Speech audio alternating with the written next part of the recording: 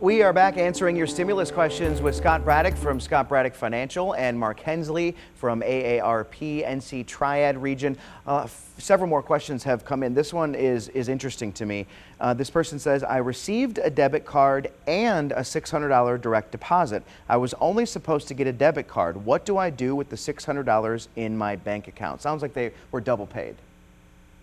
Right, and so in that case, I would hold on to the extra money, don't spend it. And here's why.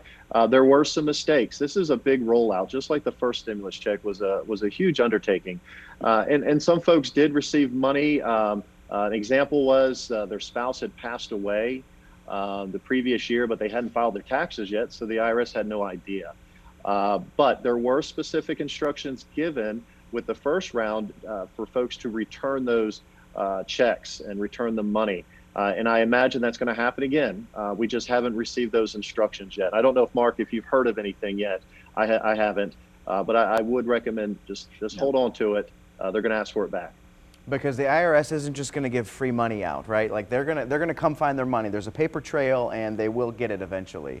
If I owe back taxes, will that money come out of what I'm owed for the stimulus?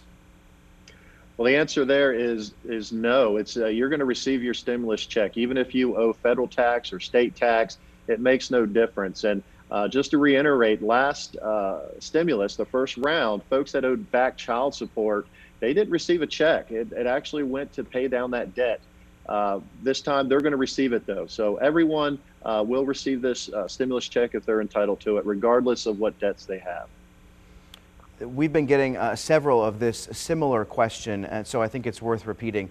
This person says, according to my payment, my check was scheduled to be mailed out January 6th, but I have not received it yet. Should I be concerned?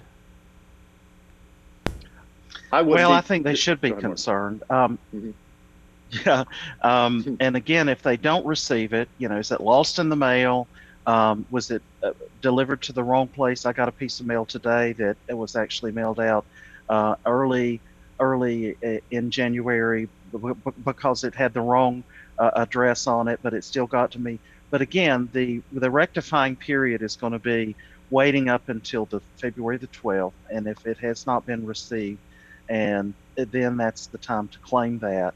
So there's no perfect system, unfortunately, but there is a way to catch all of these errors and rectify them. And Scott, if you want to jump in here. Sure, and I agree with Mark. The only thing I was going to say, just to add to that, is give it to the end of next week. If it hasn't come in by then, there may be some concern there. But here's a little tip: you can go to the United States Postal Service website. You can download an app. It's called Informed Delivery. When you have that, they scan all your mail ahead of time, so you'll know what's coming. It's been really helpful and offered some folks some peace of mind. Somebody asked, can you explain which age children could be eligible to receive a stimulus payment? Yeah, we talked about that earlier. It's defined as a child age 16 and younger. So 17 and older, even though they can be counted as a dependent on your taxes, they are not eligible for the same amount, which is $600 as a dependent. Someone said, will people that owe child support receive a stimulus check, or will it go to what they owe in back child support? This is different this time around. It's different this time around, so it's good to touch on that question again. So this time around, if you owe back child support, you are still entitled to this stimulus check. What is the question? I'm going to ask this to both of you. Scott, if you go first. What is the question that you get the most, or I guess maybe the thing that people assume the most and they're wrong on it? I think the biggest question that I get is will this stimulus check be taxed? Do I have to pay taxes on it? And the answer is no. We're not entitled to pay taxes. This is a qualified credit that we are receiving to help Americans that are struggling over this pandemic. And so typically this would have just been a credit on our taxes, our 2020 taxes, when we filed it. The only difference is they gave it to us in a cash format so that we could spend it, take care of ourselves, but also stimulate the economy at the same time. Mark. question I get the most is from senior citizens who haven't filed taxes in years, and now they're very stressed about this, that they have to file a form. They don't have access to the internet, so they're reaching out to our community organizations and seeking help, and certainly reach out to a family friend.